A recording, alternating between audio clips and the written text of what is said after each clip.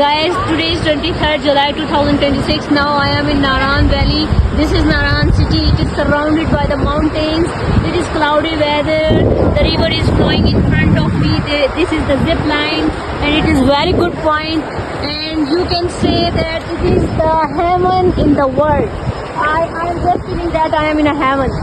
It's very beautiful place and I say praise to Allah, subhanallah, subhanallah. Man cannot create this thing. This is the only the creation of my Allah subhanahu wa ta'ala. The valley is very beautiful. You can see the clouds are above the mountain. It is best place for the camping and you can drive here with very careful and precautionary measures should be taken over here. Without precautionary measures you should not travel over there. You should travel early in the morning so that you can avoid from the rushy